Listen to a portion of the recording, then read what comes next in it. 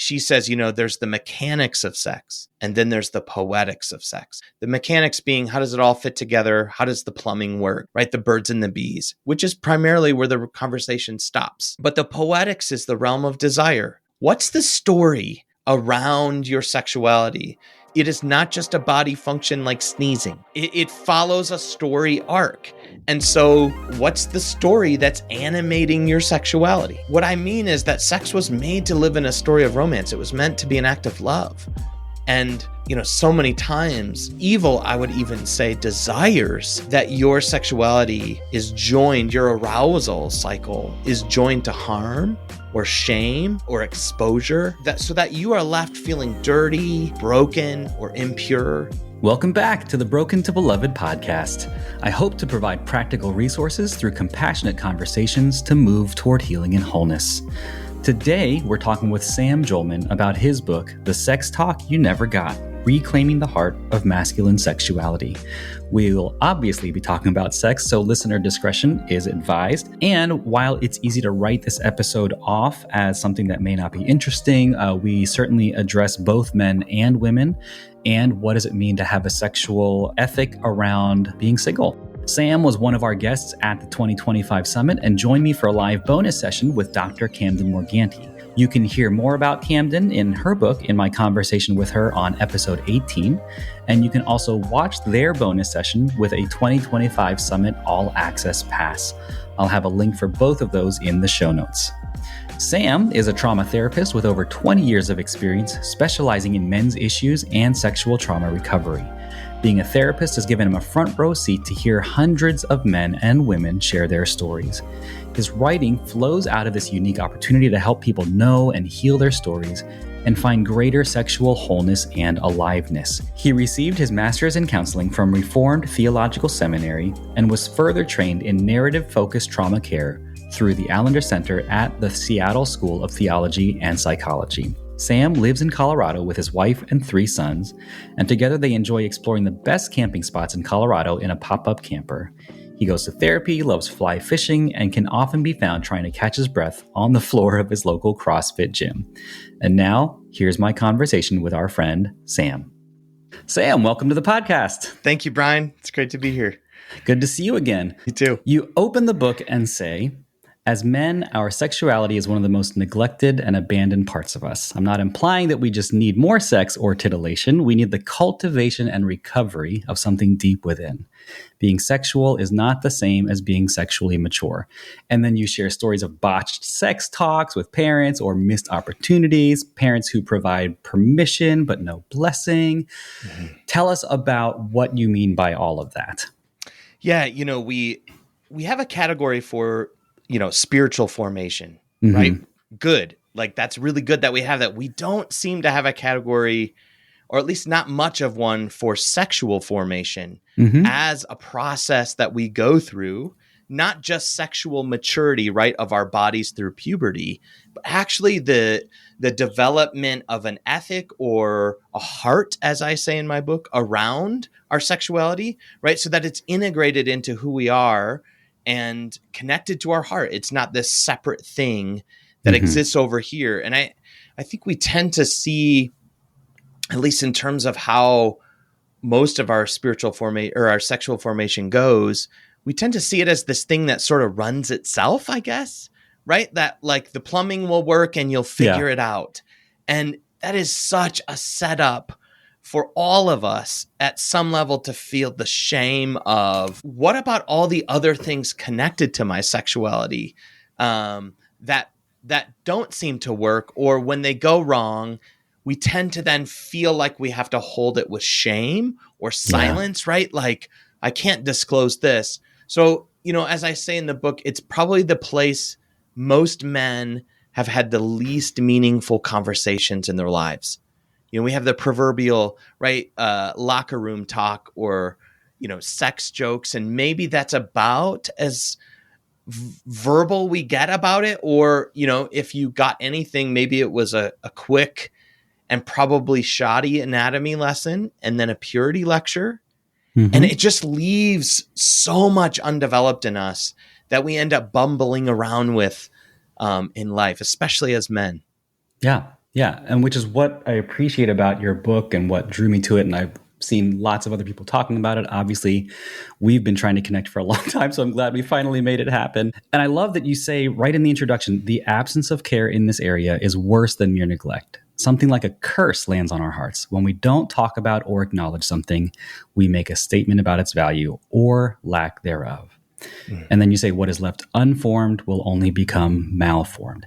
And I think we've seen the fruit of that over all of these many decades of the church not knowing how to handle the sex talk. Mm-hmm. Yeah, it ends up, I think in the church, there's this fear, right, of sexual desire or passionate desire or pleasure or the body in general. And so we tend to talk about it primarily as, as purity culture did, primarily something you need to contain or keep sinless, right? Like that your whole goal here is to not sin. And if you've achieved that, you're good. And we don't know how to engage kind of integration of it.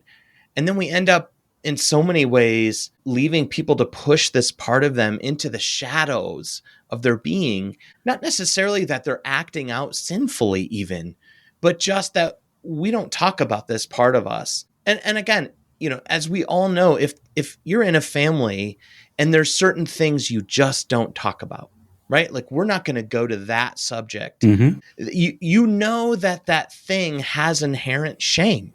Yeah. And I think that's where so many of us, especially as men, are left with is not even because of our sin, but the guilt of sin, but just the inherent shame of this must be a bad part of me or a broken part of me or a perverted part of me. And then on top of that, for it to be the script of, the only way you need to think about your sexuality is just that you're not sinning. Right. And if you've achieved that, then you're fine. And no one, even if you are, engaging your lusts, no one is without struggle in this area of their lives. And I think that's it. And you obviously talk a lot about shame, what it feels like, how it comes from. I was really fascinated by the idea that shame can have the same effects on us as trauma, that shame is a trauma of its own kind. Yes. Of dealing with it and healing from it. And we'll talk about all that later. But just it's just so true. And I hope validating for people who are listening. And while this is a book primarily written for men, I recognize that a lot of these truths hopefully will land for anyone who's listening, that we've been given this unfortunate message that it's just this thing that we don't talk about. And therefore it is something I should feel shame about anytime I experience it or feel it or have an inkling and don't know how to repress it or dismiss it or do all these damaging things to ourselves. Right. So I appreciate the approach that you take to get to the heart of sex, to get to the position or identity of men, not just as conquest or player or all these other words, but as lover. Right? And what does that look like to do that for self first before for others? And you open with this idea of beauty, which I love. And it can be such a subjective word, right? People always say, beauty's in the eye of the beholder and all these other things. And people have different standards of beauty or whatever it is. Tell us about the power of beauty. Yeah. I believe at the heart of our sexuality, our deepest sexual identity is lover. And that's every man. That's every human, by the way. But I'm obviously writing to men. And so that's every man, that at your core, your sexual identity is lover. You were wired to be moved by the beauty of God's world, right? And ultimately the beauty of another person, right? The glory might be the biblical word that I would use, and I do use, but that you're moved by God's creation, which is infused with his glory. And we don't, hold that as a kind of cultural category for men, lover. We tend to think of warriors, right? Or workers or grit, right? Those sorts of words we associate as like, that's what it means to be masculine. But I'm saying every man I've sat with talks about the lover part of his heart, which is anything from your love of a well-prepared steak, right? That is a sensual, pleasure. There is a aesthetic or sensual beauty, you could say, right? To, oh, that's a good steak. Or, just a love of sunsets or good music, good jazz. That this is how men talk about their lives. I just don't know that they've accepted, like, you realize that's just your lover heart we're talking from. So I've been blown away. I was nervous about using that word lover. Are men going to resonate with that? And I've been blown away by how many men are like, oh, yes, thank you. That's what it's called. That they finally have something, a word to hang so much of their felt experience on. Because we diminish men with this idea of like, well, men just want sex, right? Romance and the other finer things are for women, but men just want sex. And I literally have never met a man who just wants sex. Now, again, I've met men who are desperate or even heavily sexually addicted. And that is a struggle in itself. But even they would say, this is miserable in their most sober moments. This is miserable. This is not fun to just be this sort of cravenly addicted to sexual release. In other words, they want more. So I'm trying to invite men to see you were made to be moved. That is not just sin, right? The beginnings of lust, which I think is what purity culture set men up to accept is, that is, you need to shut that down. Anything that moves in you is suspect. And again, we need to be very self-aware of what moves in us, and what we're being moved to do. But, being moved by beauty is how you are wired by God to fall in love, yes, in romance with a partner, but also to fall in love with God's world. And, he gave you 4,000 taste buds on your tongue for a reason, not just to make sure something isn't hot or cold or too hot or too cold, right? But that you would savor, the good things of life. You have 8,000 to 10,000 nerve endings in your genitalia. Again, I'm not saying that everyone will become sexually active in life, but it needs to stand as witness that you were wired for pleasure. You were wired for beauty and sensuality. That is God's design of you. Well, I appreciate that you differentiate, and I want to ask this question after this one, but you differentiate between sensuality and sexuality.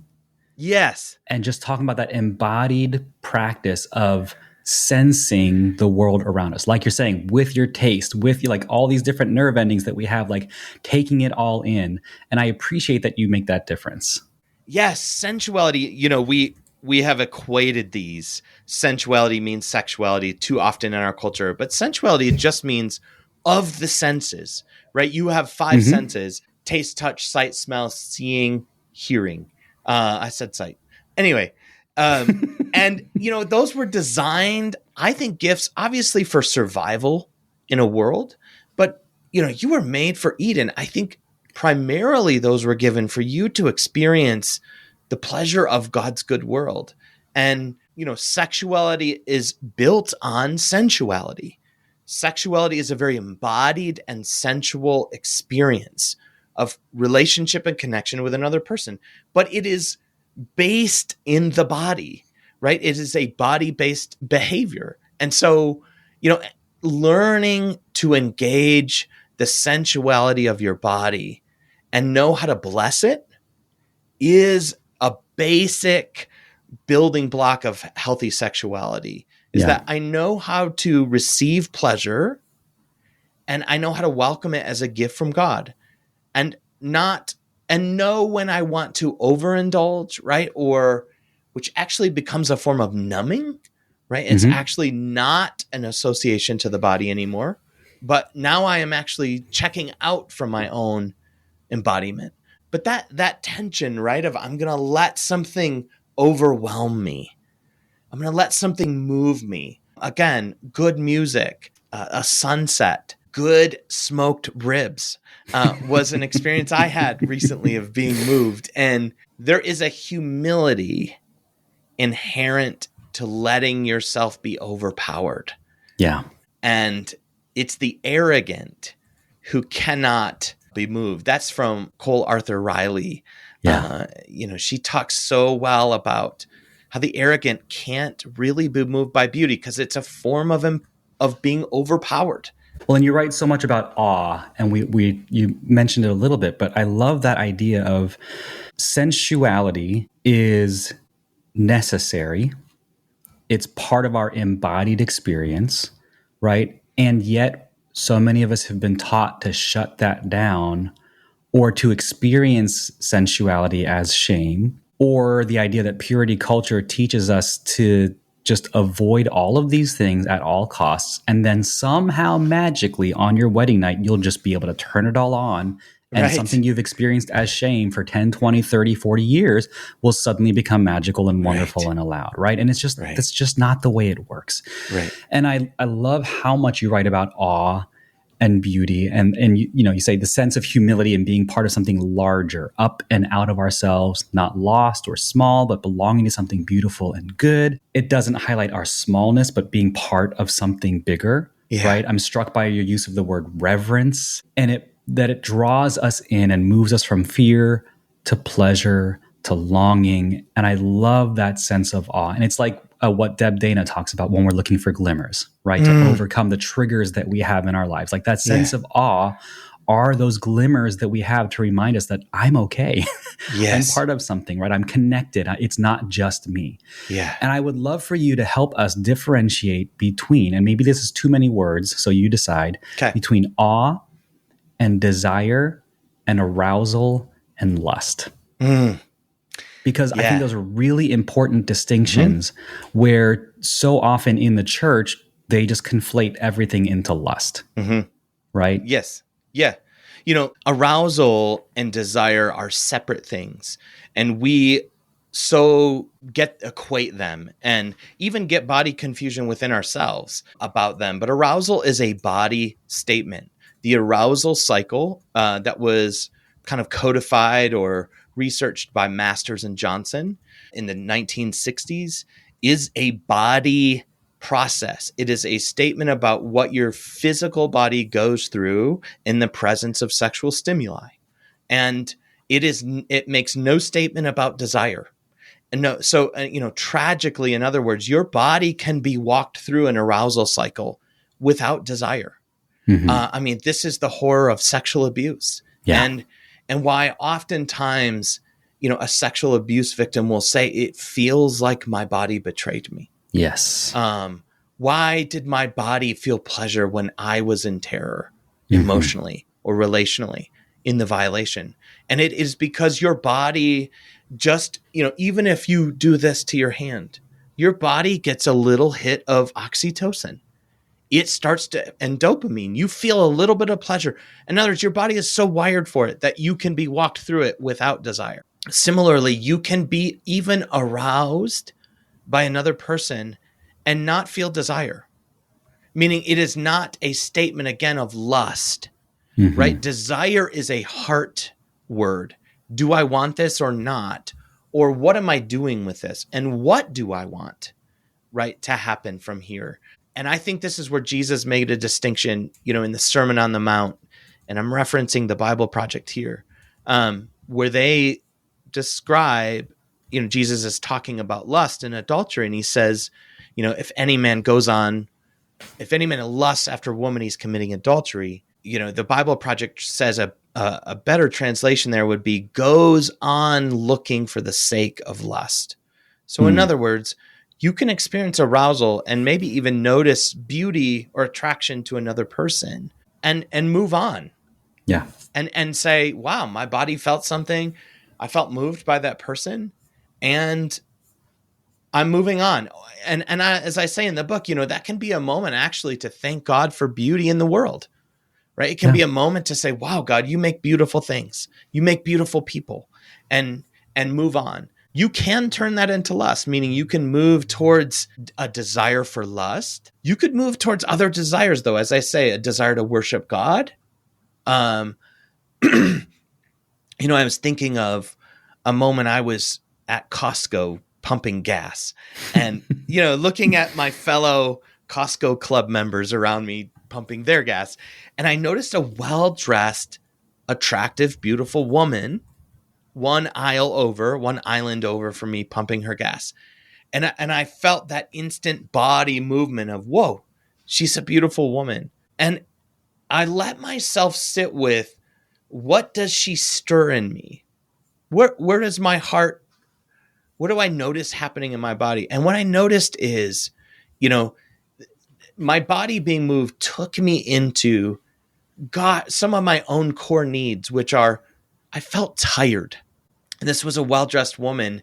And the sense was, she was a woman who cared for herself. And I had this image in my head that she was on her way to a dinner party with friends, or, maybe a cultural event like a concert or a play or something. And I just found myself saying, man, I want to care for myself as well as she cares for herself. So it took me into my own core needs. I actually have a desire to be a well cared for person, that I've cared well for myself, and that I have events that I'm attending, right? Like that's where that experience took me. So, and that became prayer with God on my drive home of, God, I want to care for myself well. And thank you for the witness of this woman who has done that with her life. So again, what I would invite is, you have choice in the realm of desire. Arousal is largely just sexual radar. It's only telling you that there's some sexual stimuli in your vicinity. And I'm getting this from Emily Nagoski, who's a sex researcher. She would say that sexual arousal is largely just the radar for sexual stimuli. It's only saying that something sexually relevant is happening around me, or maybe in my thoughts, or was triggered by something around me. That's the only thing it's telling you. It's not a moral statement. Morality is what happens when you notice that in your body and what you do with it. And I think that hopefully will help people to disentangle the shame that they carry. Because even that story of noticing a woman at Costco, I imagine comes with a whole nother narrative of, I imagine people who are listening going, oh, I wonder what his wife thought. Mm-hmm. Or right. I wonder if he told her.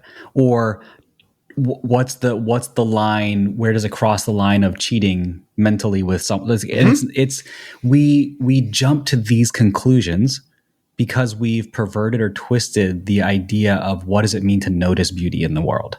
Right. Right. And we have all these weird double and triple standards for the body, around nudity, around all these other things, right? And I was going to say this for later, but it fits here. It's just, you tell the story at the end of picking up your wife from art class. Yes. Right. And being able to review her figure drawing sketches. Right. And I went to art school. It's my I have a degree in animation. I took lots of figure drawing classes. So cool. I had that experience of, you're standing in a giant room for 2, 3, 4 hours, just staring at a naked person drawing their body. Right. Yes. And it's a totally different experience when you're doing it in beauty and awe of appreciating the human figure. Yes. Contrasted with the dehumanizing act of viewing porn or looking at whatever that is. And I think you're right. The phrase you use is not to stare, but to behold. Yes. And I love that phrase. Yeah. Yeah. That is still such a meaningful time of ritual for my wife and I. She was taking art classes, these live nude drawing classes where she was sketching, men, women, old, young. There, the beauty of these classes is there's not, at least the one she was attending, there's not all bodies are beautiful in their own way and worthy of beholding and sketching. And so she would come home from these classes and want to show me her drawings. And I was recovering from my own pornography struggle, compulsion, addiction. It felt very vulnerable to be invited to look at nakedness. But what I noticed, the nakedness of other human bodies, and what I noticed is it was retraining something in me. Like, wait a second, bodies can be beheld, treated with awe, as you said so well, right? And not dehumanized with just craven lust. And yes, you've brought an important tension to the conversation, which is, if my heart is being taken with a woman at Costco, what will that do in my marriage? And I would say, I don't think my heart was taken with this woman. I was moved by her. right? But if I am not also and primarily being moved by my wife, right? And speaking to and beholding my wife and her beauty. And by that, I don't mind just her body, right? But the depth of her, the infinite mystery of her, to borrow a line from Emily Nagoski, right? Then something's out of place, something's out of balance. If I'm only letting myself be moved by others and not my wife, well, something's wrong, something's out of place. And so, my sense of awe is has so much more room to play and enjoy in a marriage, in a committed marriage and story. That's why I think it's so important when we are moved, and I think the gospel gives us the space, to be curious, even if you find yourself having been moved lustfully, right? Let's say you're actually in the wake of having just looked at pornography, right? And you're, probably in some body numbness or shame and, confession and temptation towards self-hatred. My invitation in that moment is, I think Jesus bids you be curious about what you were being moved with, or what was going on in your body, or what's the story particularly around your lusts, because those are such big clues to your own trauma stories, your own sexual formation stories, right? Like that moment in Costco let me really connect with, I'm not caring for myself well. Like if I'm being pulled, right? And I didn't go to lust, but I could feel, what would be the pull? It would be, I haven't taken care of myself well, and I need to do that. It brought me back to my own core needs. So I would say, asking those questions of what's the symbolism of my lusts, right? If it's gone even there, can help you connect with even your story. Well, and again, I think we push things to such extremes that I would imagine for people, if you had been admiring the awe or beauty of another man at Costco, people just immediately jump to conclusions. Oh, does this mean I'm gay? Or whatever it is. And it's like, there are such unnecessary conclusions that people draw or jump to. Yes. Or immediately move to shame or condemnation or judgment, rather than just the curiosity of the moment. Right. To say, what is it that I'm appreciating or noticing, or what's going on in me? And I love that you write that awe becomes more expansive in our bodies and hearts, and lust narrows, obsessing on specific body parts or fantasies, and the distinction that sexual arousal is not the same as lust. And I love that idea that you share from Emily Nagoski. You said, right, that arousal is just a sexual radar. It's like, I notice something sexual is happening around me. Yeah. And that it's not necessarily linked to desire, which I think is so important, especially for people who have suffered sexual abuse. Yes. That arousal is a body response to the stimuli or the mechanics. Yes. And lust happens in the realm of desire in the heart or the poetics. And that desire and arousal are separate and distinct. Yes. So talk about the poetics, talk about the heart. Yeah. Because this is kind of the heart of the book, right? The heart. Yes. Yeah. And that's a line from author, sex researcher, sex educator Esther Perel, who is a sage in her own right. But she says, there's the mechanics of sex, and then there's the poetics of sex. The mechanics being, how does it all fit together? How does the plumbing work? Right? The birds and the bees, which is primarily where the conversation stops. Right. And even that ends up being broken in itself. I've talked with couples who, one couple said, for 10 years, we did not know that a woman could also orgasm. Right? I mean, what a tragedy that, again, that dissociation from the body and its pleasure and capacity for pleasure. So again, even the mechanics can go wrong in a conversation, but the poetics is the realm of desire. What's the story around your sexuality? Interestingly, arousal cycles, body arousal cycles mirror story arcs. So if you look at an arousal cycle and you overlay that with a story arc, right? they both build to a climax, right? There's an inciting incident, something that triggers the movement towards sexual connection. And there's, building moments of building tension to the climax to resolution. So just for you to know, your sexuality is storied. It is not just a body function like sneezing.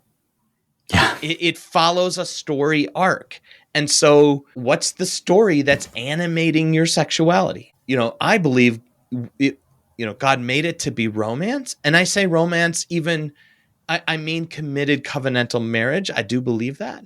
But, we all know that some marriages end up being devoid of awe and romance. And so I think, and maybe even be places of disconnection and harm. So what I mean is that sex was made to live in a story of romance. It was meant to be an act of love. And, so many times evil, I would even say, desires that your sexuality is joined, your arousal cycle is joined to harm or shame, right? Or exposure so that you are left feeling dirty or broken or impure or twisted, right? That you begin to feel all kinds of terrible things about yourself and even join self-hatred or self-harm to your body. And I've known, men to where their own struggles with their sexuality have led them, even things like punching their own face, or working out so hard that they injure their body. So I think, we need to be aware of what story is animating our sexuality. I think it was meant to be lovemaking. I think that's the picture given to us in Song of Songs. But like you said, if you notice arousal outside of what seems to be romance, it's easy to feel condemnation. I work out in CrossFit and I call it dad bod maintenance, I guess you could say, as a dad of 3 sons. I don't even know if it's preventing now, but it is entirely for me to keep up with my boys and stay healthy for them. I work out with a lot of 20-year-old young men, and they have staggeringly beautiful bodies. And I am in awe of them on a daily basis with their speed, agility. It is so freeing to be able to say, yeah, that's the glory of God in them. They have beautiful bodies and they move them well. Mm-hmm. So, being able to have a category for that and a way to sit with your arousal in a more curious way feels essential to not condemning your sexuality. I appreciate that. I forget how you said it, but something about the culmination is lovemaking. What's the story arc that's best and healthiest for your sexual arousal cycle? It is lovemaking. So for people who are not in a relationship, for people who are single, for people who have suffered some kind of sexual abuse and they've just kind of written off relationships or are just too afraid to get into one at all, what does sexuality mean for our single friends? I think I would say at the most basic level, your body bears witness to the fact you were made for pleasure. You were made for arousal. You were made for goodness. You were meant to be moved by God's good world and all of the glory in the world. And so, you may not be sexually active, but the fact that you have 8,000 to 10,000 nerve endings announces you were made for pleasure. And so just to acknowledge there's a whole world of beauty and awe to be in awe of. And certainly relationship with a partner, a beloved, and being sexually active is a place to play that out, but it's not the only place. And so I would want to start by acknowledging that you have a good body and it was made for pleasure. And where are you living out sensuality? It may not be in sex, but it can be in so many other places. The other thing I would say is, as I say in the book, sex is actually a form of play. There are so many places God wants to invite you into play. And even as a married couple, right? Sex cannot be the only place you play together. It can't be the only place you are making love, meaning literally cultivating love. And so To honor, there's a world of places to play and be in awe. So I would invite you to those things, to live out that destiny, even if it's not in being sexually active. But then I would also want to invite, a curiosity again around your story of sexual formation. So what has shaped you? And if there is an aversion to sexuality or to sex, to begin to ask the questions of, what is the body resistance saying?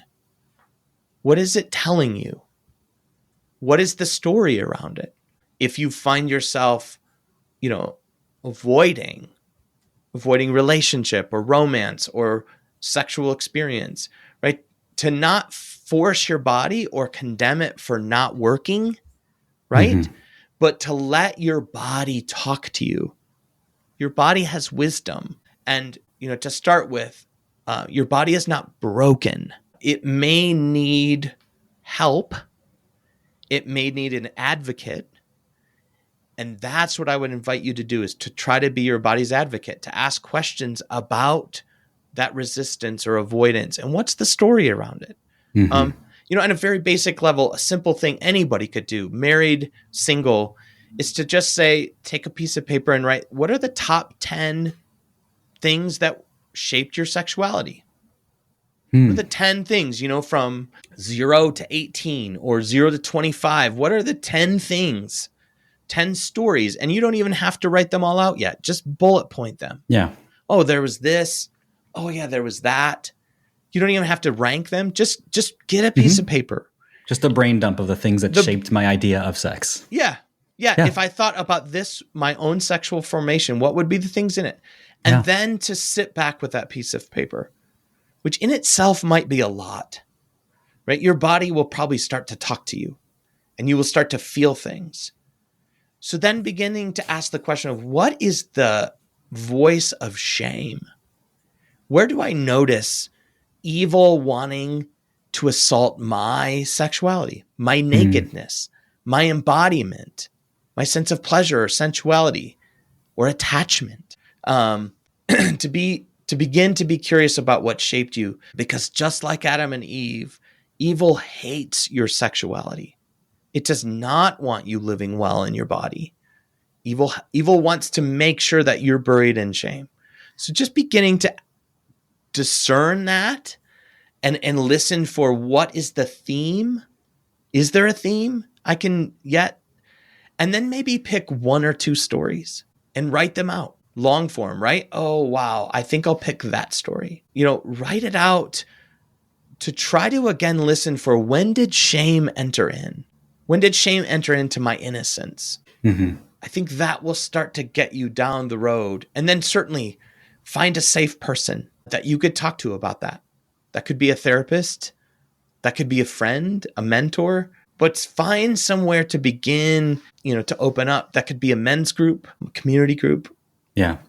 Well, I appreciate you also, and I remember having this conversation with Camden as well, that sex is not a need, right? Yes. That no one has ever, Emily Nagoski again, like no one has ever died from a lack of sex, even though it might surely feel like we might.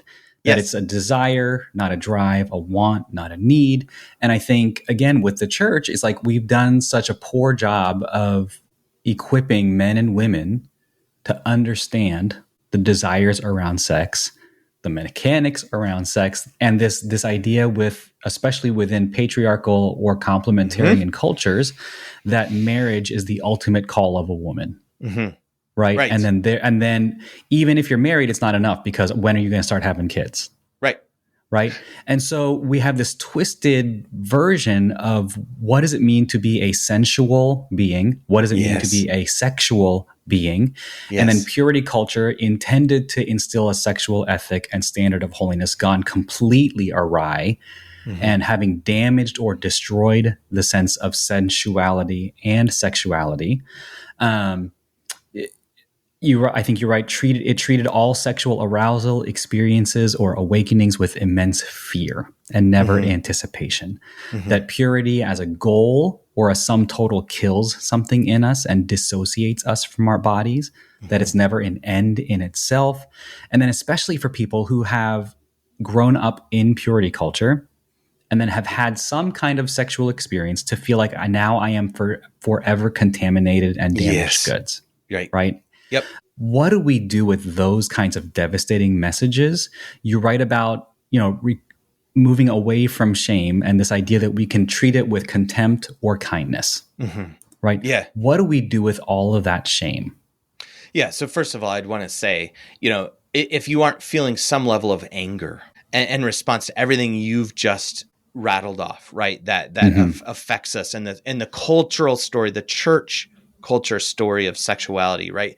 The masculine entitlement to sex. I mean, think of that as a story and just how much that's a failure of inviting men to be lovers, right? That you are more of a child that needs, coddling, right? That's degrading to us as men to see sex as a need that that our wives are obligated to take care of for us, or we're going to fall into lust, right? Yeah. I mean, again, as I invited, what's the story there, right? There's a clear story, which is there's no place for love. There's no place for permission or invitation or desire. It's all very fear-based demand. Yeah. And again, I hope something inside of both men and women rises up and gets angry at that very story to say that is not the way it was meant to be. This was meant to be a free place of play. And as you've said so well, yes, sex is not a need. We call it a drive. It's not a drive. A drive in the body is for oxygen, for food, even for love or security and safety, right? But not ultimately for sex. Sex can be a place you might experience some of those things of love and safety and connection, but it in itself is not a need. It's a desire. And so, I mean, a core tenet of being a lover is, I want this, but I don't need it. And can you be well in your body? Can you learn how to regulate even strong desire, even hormonal urge in your body and find a way to live well in that? But yes, deconstructing the fear of sexuality and the fear of being moved is so important to welcoming your sexuality back home. And to be curious about your fear. It doesn't just magically go away. You have to, unwind was C.S. Lewis's word. And I would, deconstruct. How did I get here? What in my body am I afraid of? But yes, that would be an essential part as well of anybody's healing journey is, I hope, experiencing some anger at how did my body get turned to me as an enemy? Yeah, thank you. And there's so much more too that I want to get into and we won't have time for, but the whole invitation to play, there's so much good information about sex as play and invitation. And I think even again, for our single friends or for our non-active, sexually active friends, it's just like with sex not being a need, I think so often, and you write about this a lot with the people you find who come into your office who are confessing these things around sex or porn or desire or lust or whatever it is, that it's a bid for something else. Yes. That it's the missing connection, that it's a relationship with a parent that went wrong or an abuse that happened in childhood that is now playing out in adulthood. And I think that invitation into curiosity, our friend Chuck DeGroat, right, talks all about connection. Yeah. And that invitation into connection. What does it mean that I'm having this moment of connection with this person? That it may not be about the mechanics or the release that's happening within sex, but this intimate moment of connection that I'm having with this person as we play, as we invite curiosity, as we invite all of these things. I love the idea, even at the end of the book, you write about the idea that Jesus is resurrected to play, that he plays with Mary, that he plays with the disciples. And what does that look like for us as we can look towards a resurrection of a healthy sexual ethic or identity? And what does it look like to play in that playground? All the definitions that you provide around play that are just so wonderful about being reverent and freely chosen, having a playground and rules and objectives and lasting bonds are so wonderful. What is your hope for people, and especially because it is written, I think, specifically for men, if a woman were to pick it up, because I recognize that most of our community is women. Yeah. It's not that they shouldn't read it, right? What are you hoping for someone who reads this book? Yeah, that was a really wonderful surprise to me is that I had some early readers that were women, and they brought back gratitude to me. And of course, I wanted this vision of a healthy man and healthy sexuality to resonate with women. That was just such a, like, yay, I'm so glad that this vision is validating to their experience of men, but also welcoming to their connection to men.